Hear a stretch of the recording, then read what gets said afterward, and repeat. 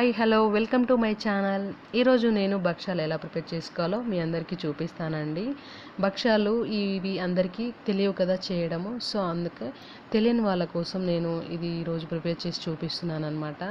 So మీ అందరికీ నచ్చినట్లయితే తప్పకుండా ఈ వీడియో మీరు ట్రై చేయండి. సో చూస్తున్నారు కదా, అయితే దీనికి కావాల్సిన పదార్థాలు ఏంటో ఇప్పుడు చూసేద్దాము. ఉడకబెట్టిన శనగపప్పు, ఇది ఉడకబెట్టిన తర్వాత చల్లార్చుకొని పక్కన పెట్టేసుకోవాలి. నెక్స్ట్ వచ్చేసి బెల్లము, ఇది తురిమి పక్కన పెట్టేసుకోవాలి. ఇప్పుడు ఒక మిక్సీ జార్ తీసుకొని అందులో ఉడకబెట్టిన శనగపప్పు, దానికి సరిపోయేలాగా బెల్లం తురుము కూడా యాడ్ చేసుకోవాలి. అయితే ఈ శనగపప్పు ఎలా ఉడకబెట్టుకోవాలి, ఎంత ఉడకబెట్టుకోవాలి అనే డౌట్ ఉంటుంది. సో శనగపప్పు అయితే ఒక 1 kgకి 3/4 kg బెల్లం అనేది సరిపోతుంది. సో ఆ కొలతలతో కనుక మీరు చేసినట్లయితే పర్ఫెక్ట్గా తీయగా మీకు భక్షాలు అనేవి రెడీ అయిపోతాయి. సో ఇలా మనం అంతా పిండి అంతా కూడా ఇలా మనం మిక్సీ చేసుకొని పక్కన పెట్టుకోవాలి. ఈ మిశ్రమం అంతా కూడా ఒక బౌల్లో తీసుకొని పక్కన పెట్టేసుకోవాలి. మిగిలిన పిండి కూడా ఇలా రెడీ చేసి పక్కన పెట్టేసుకోవాలి.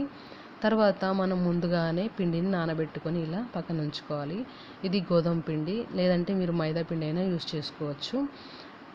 తర్వాత మనం ముందుగా ప్రిపేర్ చేసుకున్న ఈ పూర్ణం ఉంది కదా, శనగపప్పు బెల్లం పూర్ణం, దీన్ని ఏం చేయాలంటే ముందుగా కొద్దిగా స్టవ్ పైన వేడి చేసుకోవాలి. ఎందుకంటే ఇది ఎక్కువ రోజులు నిల్వ ఉండాలన్నా, పాడవకుండా ఉండాలన్నా కనుక ఇలా చేస్తే మీకు 2-3 days వరకు భక్షాలు అనేవి పాడవకుండా ఉంటాయి. సో అందుకోసం నెక్స్ట్ వచ్చేసి ఇవి మనం బెల్లం వేసాం కదా, సో కొద్దిగా లూజ్గా ఉంటాయి. అందుకోసం థిక్నెస్ కోసం కూడా కొద్దిగా మనము వెయిట్ చేసుకుంటే కనుక మనకి మిశ్రమం అనేది కొద్దిగా గట్టిగా వస్తుంది. అప్పుడు మనం ముద్దలు కట్టుకోవడానికి చాలా ఈజీగా ఉంటుందన్నమాట. సో దీన్ని పక్కన పెట్టేసుకున్న తర్వాత మనం ముందుగా స్టవ్ పైన ఒక ప్యాన్ పెట్టుకొని ఇప్పుడు ఒక కవర్ తీసుకోవాలి. ఈ కవర్ పైన కొద్దిగా ఆయిల్ రాసుకొని పక్కన పెట్టుకోవాలి. తర్వాత మనము ముందుగా తడిపి పెట్టుకున్న పిండిని మన చేతిపైకి కొద్దిగా తీసుకొని ఇలా ఫ్లాట్గా చేసుకొని దాని మధ్యలో ఈ పూర్ణం ముద్దని మనం పెట్టి ఇలా అన్ని వైపులా క్లోజ్ చేసేసేయాలి. క్లోజ్ చేసి ఇలా ప్రెస్ చేసుకోవాలి. తర్వాత ముందుగా ఆయిల్ అప్లై చేసుకొని పక్కన పెట్టుకున్న కవర్ పైన ఇలా మనం మొత్తం కూడా ప్రెస్ చేసేసుకోవాలి. మనము చేతితోని ప్రెస్ చేయాల్సిన అవసరం లేదు, చపాతీ కర్రతోనైనా ప్రెస్ చేసుకోవచ్చు.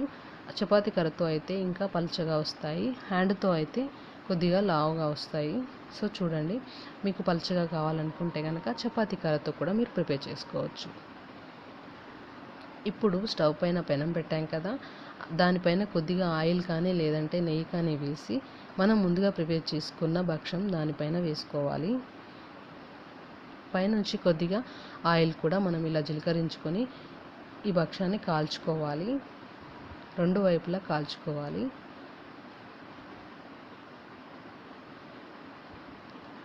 ఇది తక్కువ మంట పైన మనం కాల్చుకుంటే కనుక మంచిగా ఉడికి మనకి టేస్ట్గా ఉంటాయి అన్నమాట.